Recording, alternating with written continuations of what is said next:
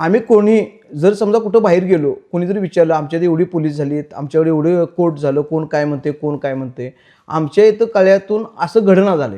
मग आमचं काय झालं, कळे हा मोठा इथं हे असल्यामुळं, बाजारपेठ असल्यामुळं लोक काय करायला लागले, ह्या बाजारपेठेमध्ये जास्त आमची मुलं तिकडे लक्ष द्यायला लागल्यात. कोण दुकान घाल, काय घाल, अभ्यासाकडे काय लक्ष देण्यात झाल्यात. म्हणून मी मोठी शाळा मानली तिथं. आता मी साहेबांनी परत परवा 48 लाख रुपये मंजूर करून दिले. परत तिसऱ्या मजल्याचं 2-4 खोल्या बांधायच्या, त्या पण आम्ही मंजूर करून आता आणल्या.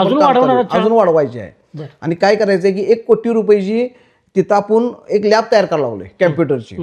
म्हणजे भागातल्या कुठल्याही मुलांनी आठवड्यात एक येऊन तिथं शिकायचं. कॅम्प्युटरचं पूर्ण ज्ञान त्यांना आलं पाहिजे. ज्या वेळेला 4थी शिकून मुलगा किंवा मुलगी त्या शाळेतनं बाहेर पडेल तर त्याचा स्वतःचा फॉर्म त्याला इंग्लिश त्या स्वतः टाईप करून देता आला पाहिजे त्या कम्प्युटरवर. ही माझी पुढची एक ही आहे, स्वप्न आहे गावामध्ये शिक्षणाचा चांगला प्रसार झाला पाहिजे. अशाच नवनवीन अपडेटसाठी डिजिटल कोल्हापूर चॅनेलला सबस्क्राईब करायला विसरू नका.